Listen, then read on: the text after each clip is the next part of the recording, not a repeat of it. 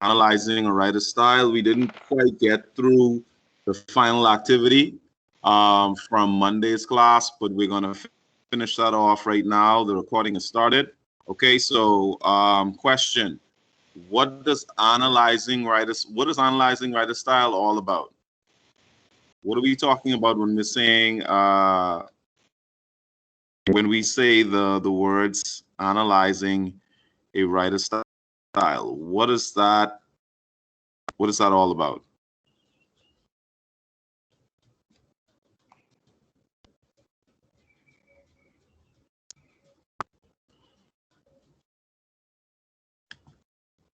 Okay, I'm gonna you guys know I usually unmute because I like to hear. And if you want to type, I'll put it like this: if you want to type your responses in the chat, you can do that. If you want to use the mic, that is also an option that is now available to all of you. But as usual, please be responsible. Okay. So again, I asked the question: what is analyzing a writer's style involve? What is that all about? What are you doing when you're being asked to analyze a writer's style?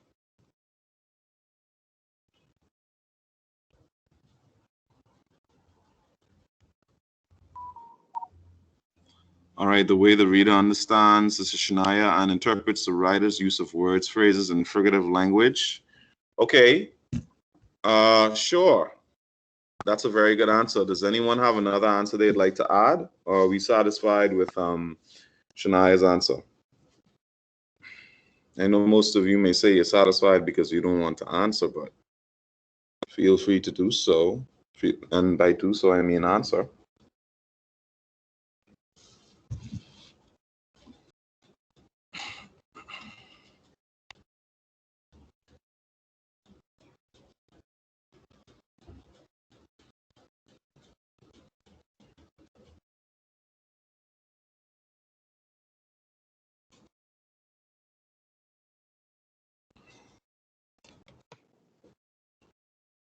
Anybody? Come on.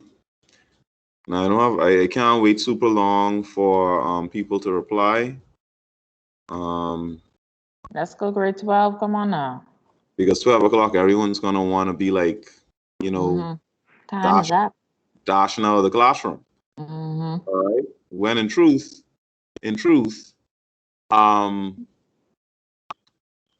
because you guys had break, you get here a certain time, so really you shouldn't be leaving at 12. But anyway,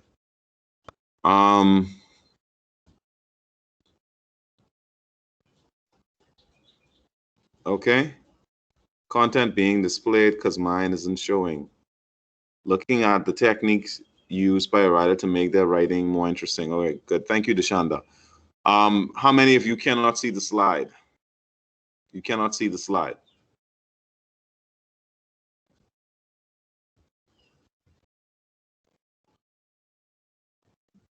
Please let me know in the chat if you cannot see it. So Shania, I think majority of them saying they can't see it. Okay, I'll just have to share my screen. Really not what I wanted to today, but anyway. Okay. There's clearly there seems to be an issue with the PowerPoints that I've been using lately. I don't know why. And I've been using PowerPoint online to make them, so I don't know why that is. All right. Can you guys see my screen? Remember, you are on. You are. Yes, sir. Okay, great. Just give me 1 second here. All right. Now, since I'm sharing the screen, since I have to share my screen, that kind of limits quite a bit of what I need to do in terms of getting assignments to activities to you. But we'll have to make do.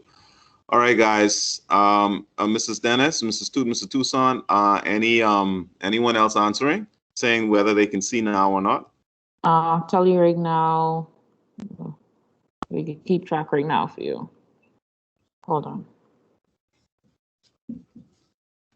All right, let me see if everyone. Okay, so they're saying they can see now. All right, great.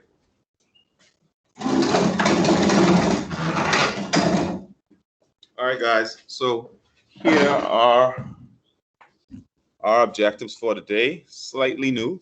All right. After activating prior knowledge, their prior knowledge, students will be able to recall the three letters TSE, technique, support, effect, that make up an appropriate writer style response. Okay. Now that objective is actually, this needs some adjustment, because I am sure that's not what I intended to be here. But anyway, that's fine. Okay, so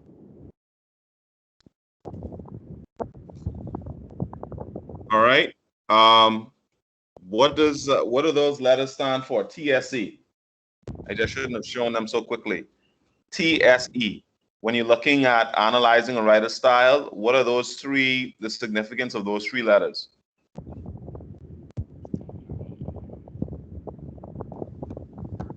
Let's go, students. Let's go.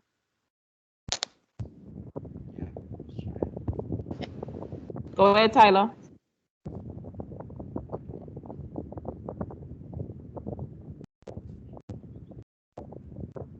Tyler, are you saying something or you just have your mic open?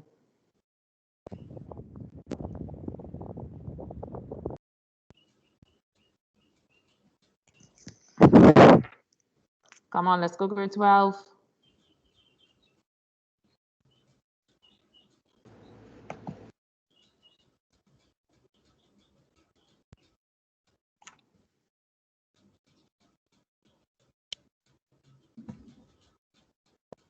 So Mr. Joaquin, Aaliyah said technique, support, effect. All right, thank you. Technique, support, effect. Guys, don't be shy on the mic, right? I mean, I had it up here and I didn't mean to. All right, so yes, TSE students, please remember, stands for, that's an easy way of remembering the three main parts of writer style analysis, right? Looking for the technique, supporting the technique that you've found in a piece of writing, in a piece of text, and commenting on the effect that that technique that you've supported had on the reader, namely you. Okay, so we don't necessarily want to hear what the technique would have on the average reader. What the technique would have, the intended effect of the technique, yes, the effect it would have on the average reader can relate to you when you discuss the effect of it, but we want you to be more personal. All right, how did it affect you personally? Okay, beyond how it affected the average reader. Okay, so after the teacher dissects today's content, students will be able to fully explain the importance of personalization, plays when commenting on effect. Okay, and thirdly, after the teacher provides examples in groups, students will be able to craft a paragraph response to a writer style. Okay, so we're moving on. Okay, next level stuff here. Okay, now we went through this last class. All right. The term analyze means to look at something closely. Several of you were able to answer that pretty easily. Analyzing a writer style involves looking closely at the methods or techniques used by a writer or speaker to make their writing or speaking more interesting in general. Writing techniques such as humor, historical information, and rhetorical questions are more specifically used to entertain, inform, or persuade readers. When analyzing a writer's style at the Bgcse level, you must identify the technique, support, and articulate how it personally impacted you or effect. All right. Now, last class, we were just looking at identifying techniques correctly, matching techniques with their support, which is why I had that table up, right? And I had you guys doing that. I also gave you there was also a table of techniques a very limited number of them because like there are literally dozens and dozens and dozens, baker's dozens of techniques. Like too numerous to cover in this class or even too numerous to mention right now. All right. So let's keep going. Okay, so these are a few techniques here. Could that person mute themselves, or could a teacher mute that person, please, whoever that may be? No problem. All right, thank you. Now, please, guys, remember, please use the mic appropriately. All right, I want to hear you, but I don't want to hear your background. And not hear you. All right, that defeats the purpose. Okay, so we're going to go over some of the techniques we looked at. We have description. We have figurative language. We have comparison contrast. All right. The intended effect of description is to create. Now, this is just a general or the average effect. All right. The general effect that is expected. Okay. Come on, man. Why you looking in your mic?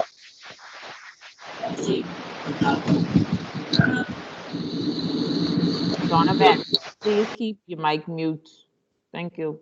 Anyway, then we have figurative language, and the intended effect there is to use more colorful, creative, expressive language that's more interesting and engaging on some level than regular, like plain prose, like regular speech. Okay, you look nice versus, all right, you look like a supernova. All right, right, you're hot, you're explosive, you look good. All right, comparison contrast. We talked about the fact that comparison, the intended use of it or effect of it is to illustrate similarities and differences between two things and in a possible attempt to show one as inferior or superior. Who can remember some of the other techniques that we looked at on this same in the same presentation on Monday? Come to the mic, please, or put it in the chat. Let the teacher, so that my colleagues can communicate to me what you're saying. But I would prefer if you come to the mic and say.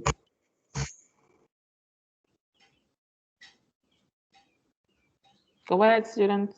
Tone and Deborah. facts and statistics. Okay, yes. Any other ones?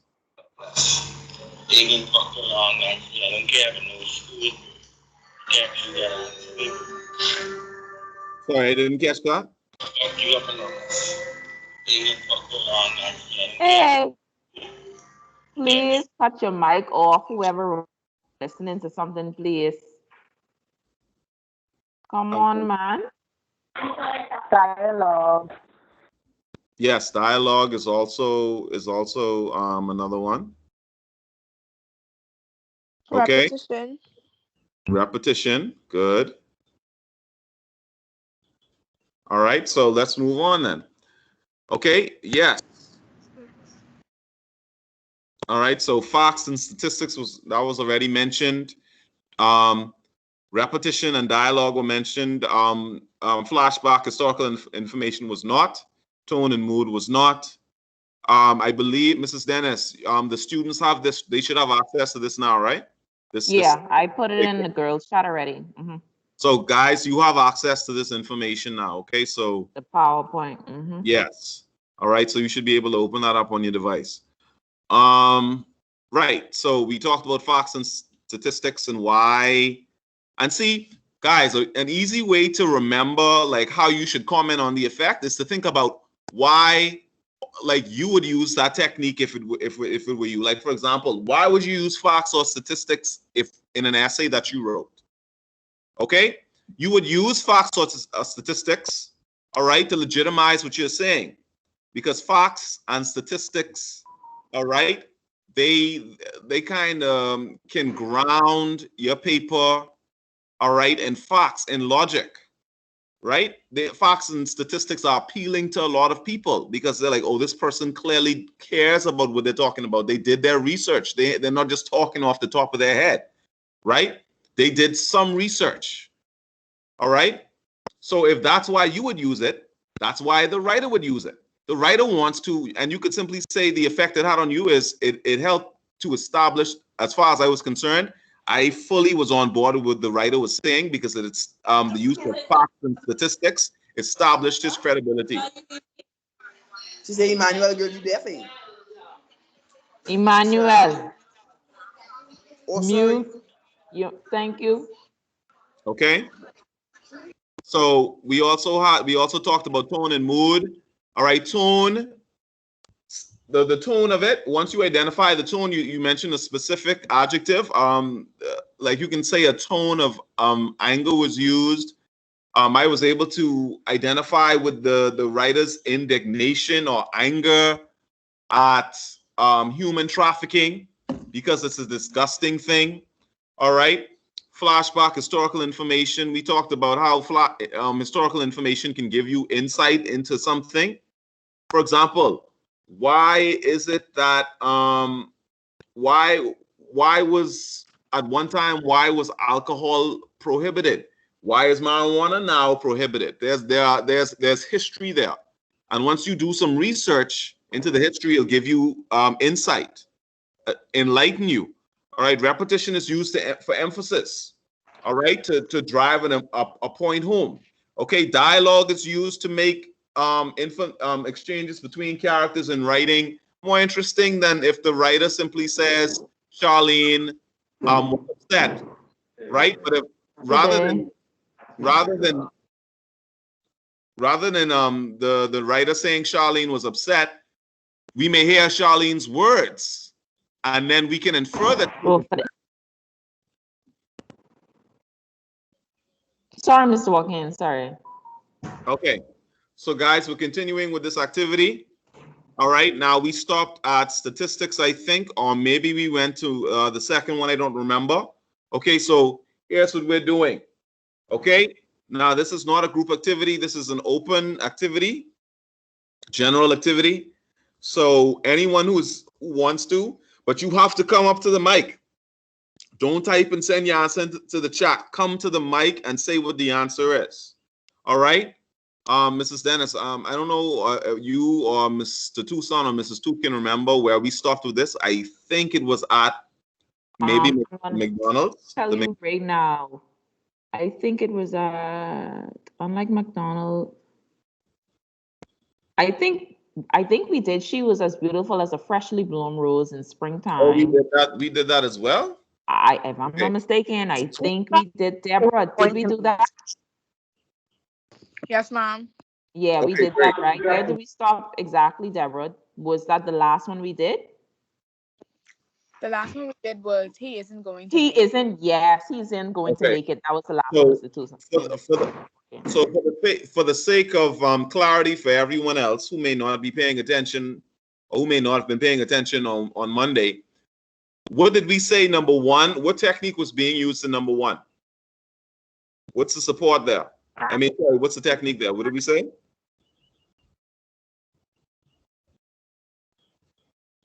Hello? It was facts and statistics. All right. Well, it's more specifically statistics. All right. Because keep in mind, every statistic is a fact, but not every fact is a statistic. All right. That's a tongue-tying word, man. Statistics. Okay. Right. So what did we say for two? What was that an example of? What is it? What did we say? Comparison and contrast. Okay. Yes. All right. And the purpose of what is the purpose of this contrast here? Because this is actually straight up contrast because it starts with the word unlike. So what is the purpose of this contrast?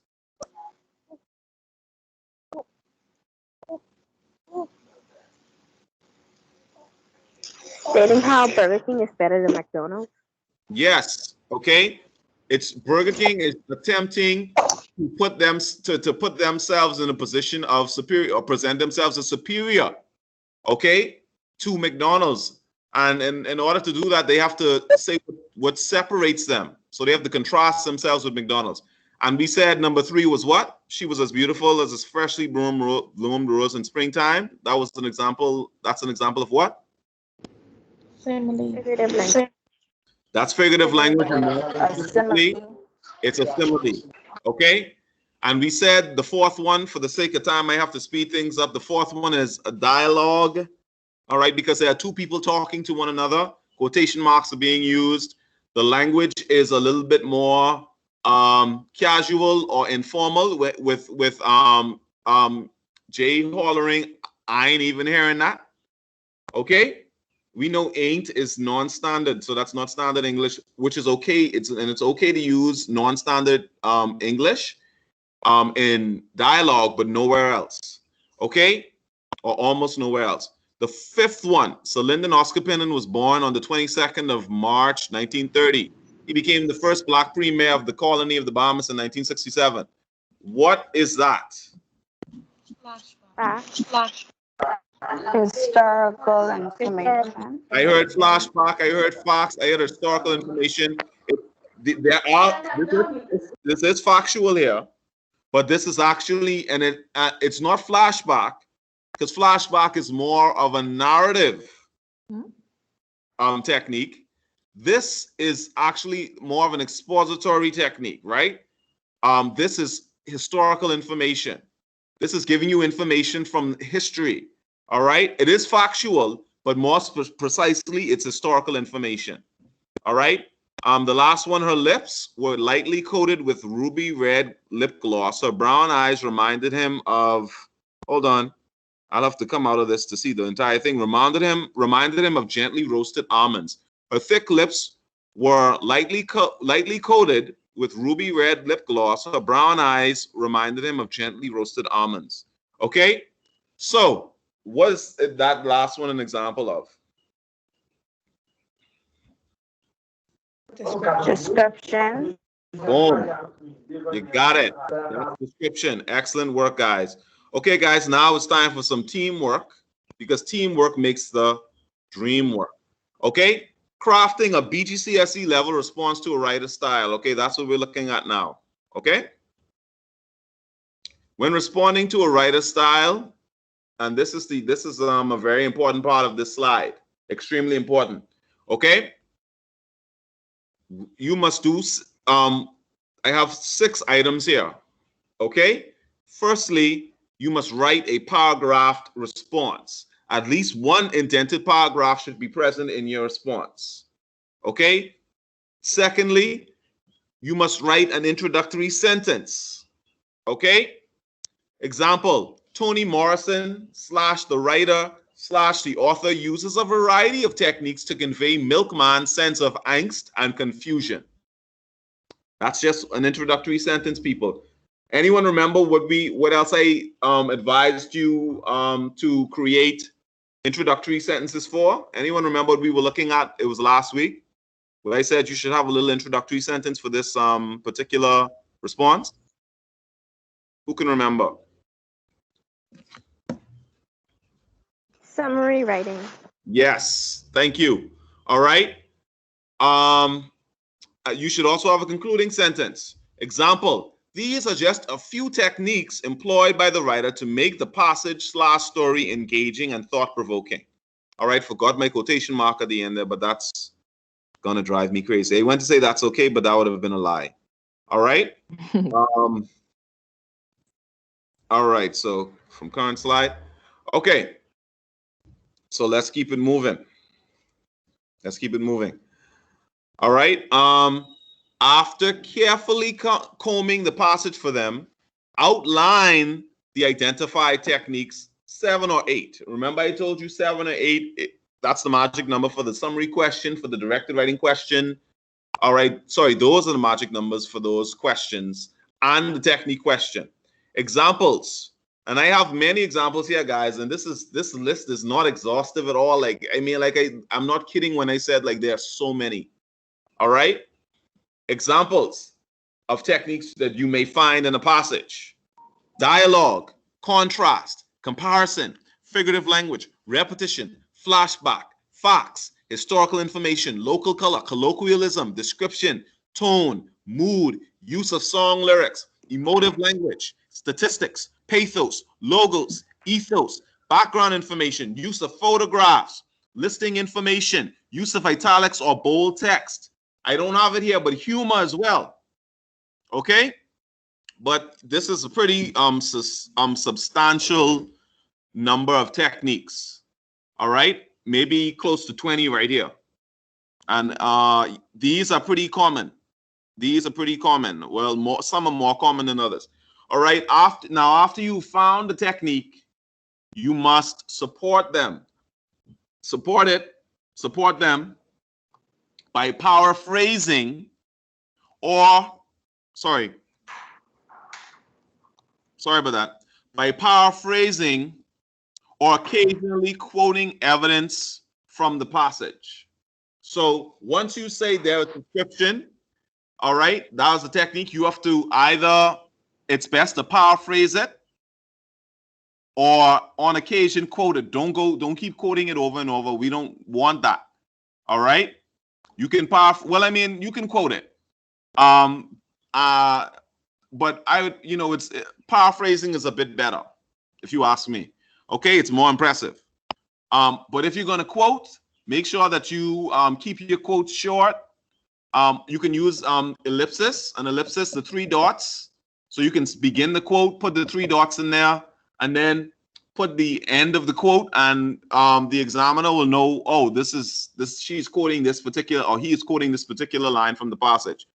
Lastly, most importantly, you have to say how the technique impacted you personally. What emotions did you feel? What did you see? Okay? What did you see? And by what did you see, I mean in your mind's eye, not with your actual eyes, right? What did you see? All right. What were you able to imagine? Did you empathize with the narrator or a certain character? Like, these are questions you should ask yourself when you're required to talk about how that particular technique affected you, whatever it may have been. All right. So we're going to look at a sample response here. Okay. But see, this is where the problem comes in, right? But maybe not, because I should be able to open this up. Yeah, unfortunately, it seems we won't have time for this activity, Okay, can everyone still see my screen? Whoops. Gotta be careful. Yeah. All right, I'm gonna zoom in. All right, guys, now, oh boy, this is pixelated-y, kind of pixelated. All right, so yeah, this is not the quality I would like. All right, now this is a pretty short passage entitled "Freedom from Slavery." Okay, but the problem is that this is not super clear. Did you send it to me so I can see if I can download it and pull it up? Yeah, I'll send it to you, Mrs. Dennis. Okay. As a matter of fact, yeah, I'll send it to you, and I'll send it to Mr. Tucson so he can share it with both groups. I think that's a great idea. I mean, that was my plan, but I actually have another passage I was gonna share with them,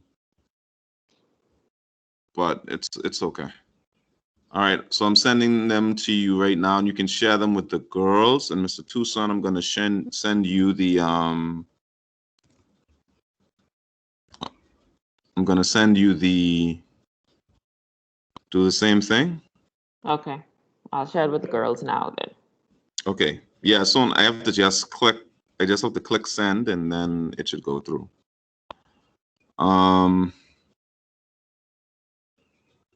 Yeah, and this is actually from 2013, the 2013 paper 4 examination.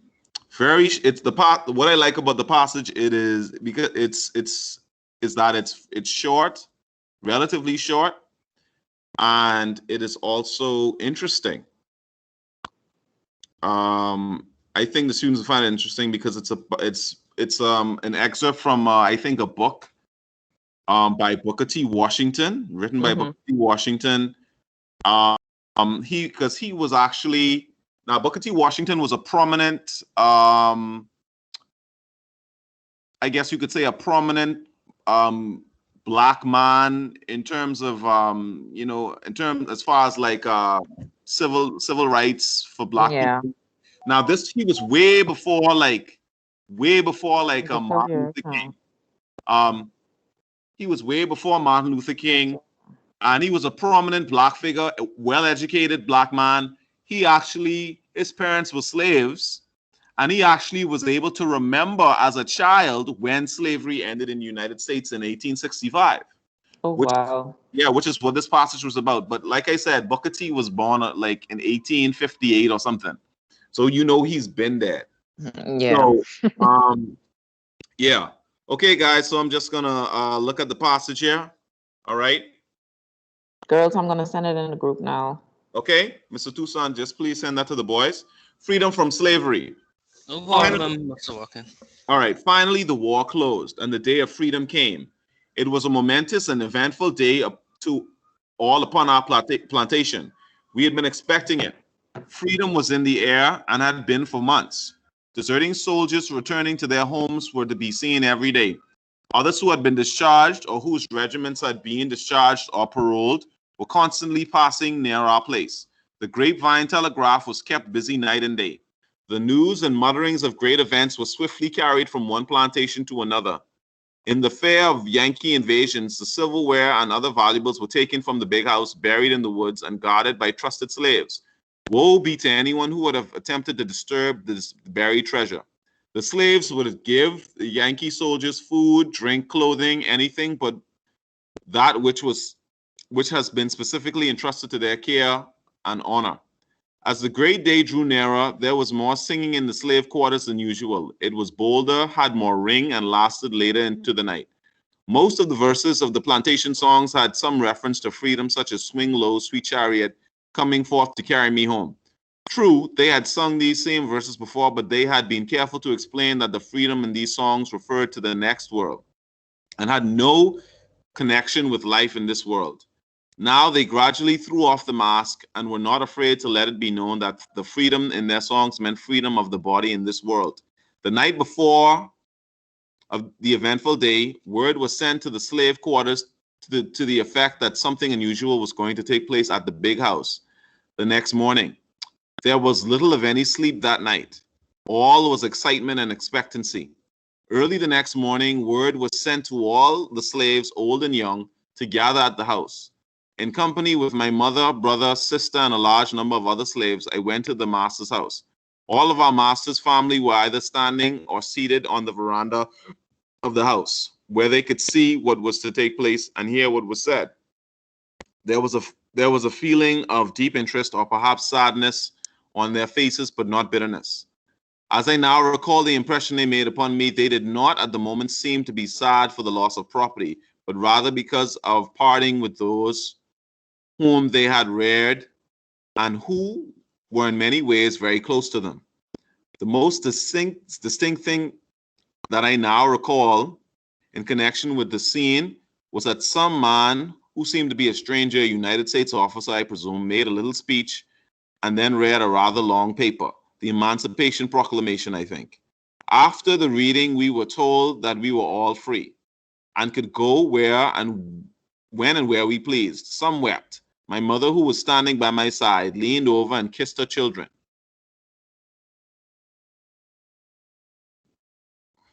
Sorry. While tears of joy ran down her cheeks, she explained to us what it all meant, that this was the day for which she had been so long praying, but fearing that she would never live to see. For some minutes, there was great rejoicing and thanksgiving. Wild scenes, and I will open this up. This one is much clearer. Wow. Wild scenes of ecstasy, but there was no feeling of bitterness. In fact, there was pity among the slaves for our former owners.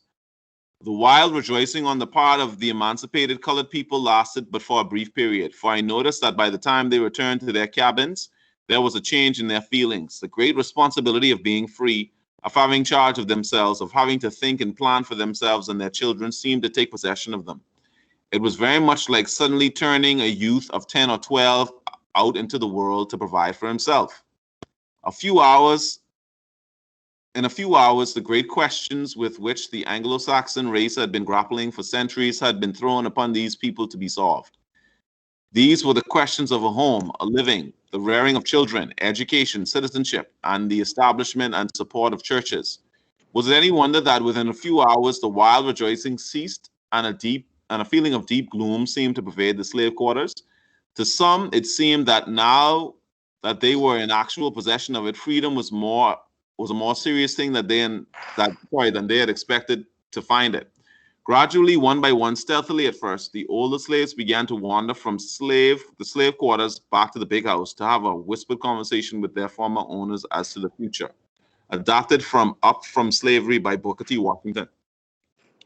Okay, guys, now what I'm about to show you, I am so sorry, but we will not have, and I am sad about this. We'll have to continue with this tomorrow. It really tears me up. Yeah, I think we have about 12 more minutes with them. Okay, so, all right, what's going on here?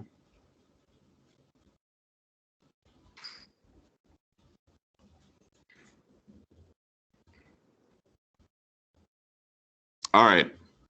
So, what I'm about to show you is a sample response based on that passage. So I want you guys to, keep looking at that passage I just read. Notice how short that was. It was a page and a half, barely. This paper 4, Mr. Walking. Yeah, this is paper 4. Perfect. Passage 1. Yeah. Or passage A or section A or whatever they would call it. Okay. Right? Okay, so let's look at the sample response. All right. It's based on this question. It's based on the question. I would actually have to go back to the document. How does the writer use language and other techniques to recreate what the slaves experienced and felt? That really should be the question there. All right. Let me change that. How does the writer use It isn't time yet. I'll send it. Wow. Use language to recreate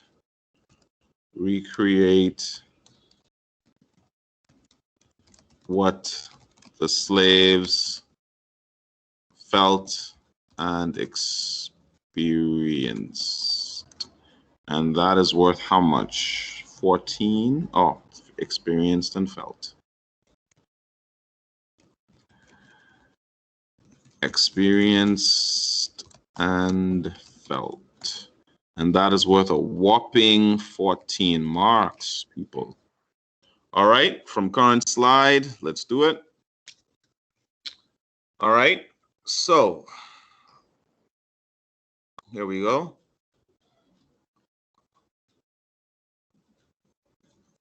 Okay, so sample response. How does the writer use language to recreate what the slaves experienced and felt? Now, notice that with this question, they're not going to come out and say to you, they're not going to come out and say that, oh, the writer used, or ask you what techniques the writer used. They will use verbs like, how does the writer convey? Or how does the writer use language? All right. Or, things like that. Or what role does language play and how the writer communicates his feelings? Oh, definitely that one. Okay. They're not going to come out and say which techniques or what techniques were used by the writer. All right. Because at this level, once you're doing this paper, there's a certain there's a certain level of sophistication expected from you. What's going on? Why is that not working? That is.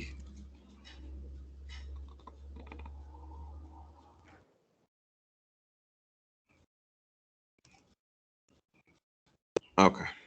There's a certain level of sophistication that is expected. Okay. All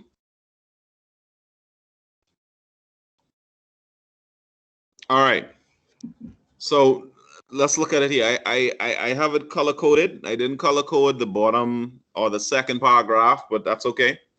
All right. Could someone read this for me, please? And then we'll go over it with the time that we have left. I need a volunteer. I'm waiting on it to come up. Oh, Okay, okay. it's up now. Yeah, it's up now. All right, whoever's reading, open your mic.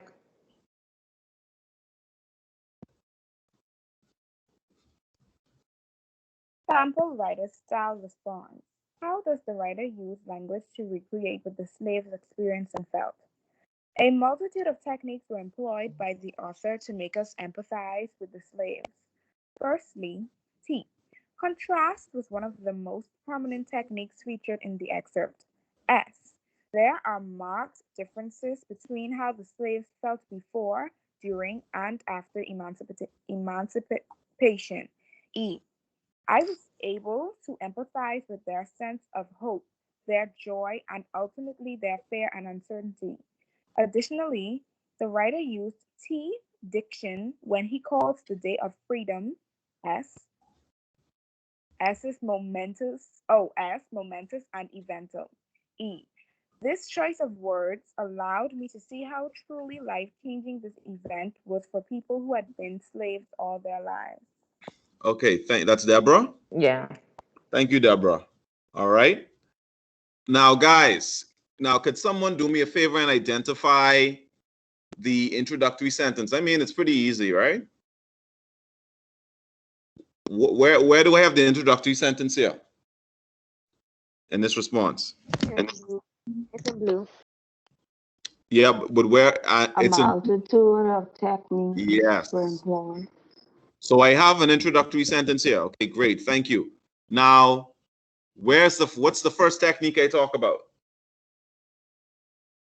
Which technique did I mention first?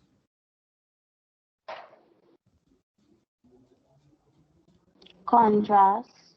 Yes. Did I give support for that? Yes. I did. Now, I didn't quote anything Yes, from the sir. passage. I didn't quote anything from the passage, but clearly based on what I read, and didn't you guys hear when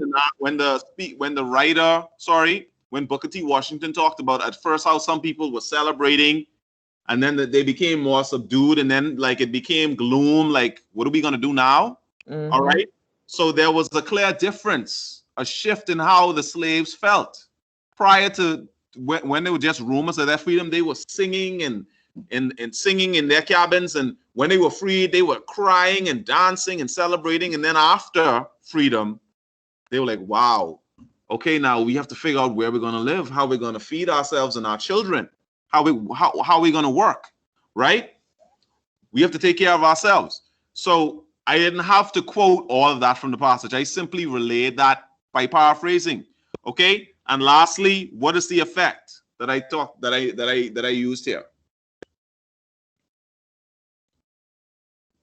What color is the effect? Guys.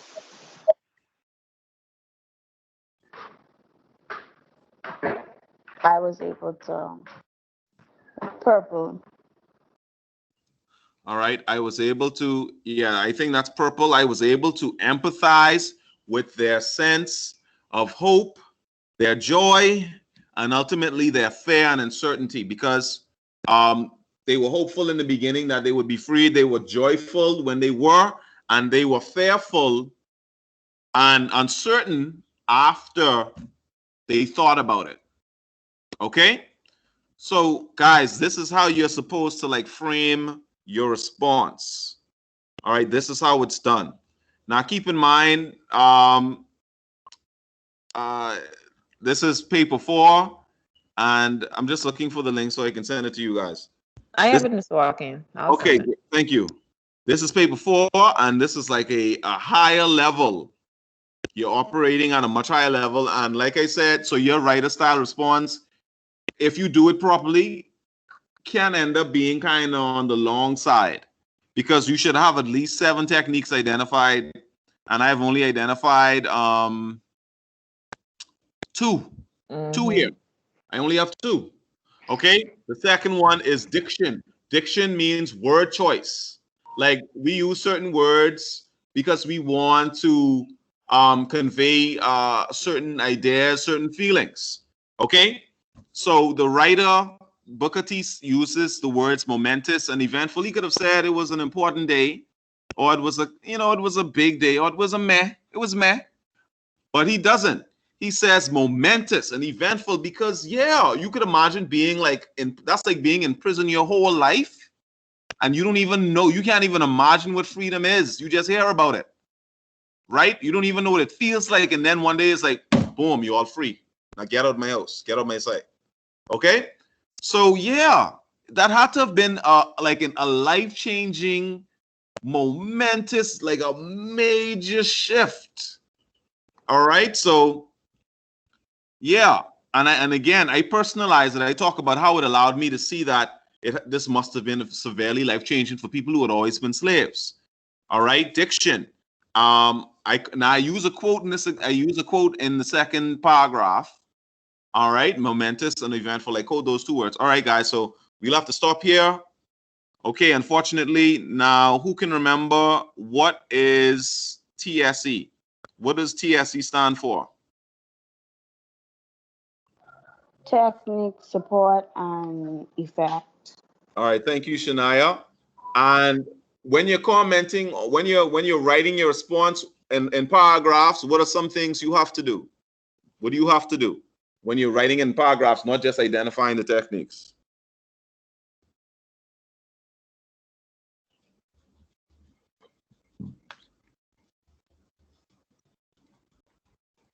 Come on, people.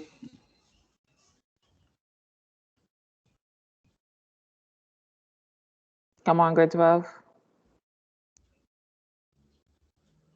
It's very simple. Like, what are some things you have to do when you're writing it in paragraphs? A writer style response in paragraphs has to have a blank at the beginning, a blank at the end. You have to.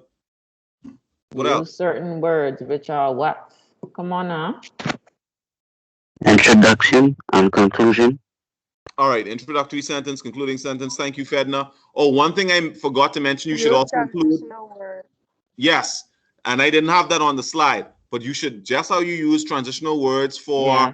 summary writing and the directed writing question, when you respond to that, you're supposed to do it for the technique as well. Any essay style Definitely. question should have an introductory sentence, a concluding sentence, and transitions between paragraphs. Okay? So guys, we will stop there. All right, you can head to your class.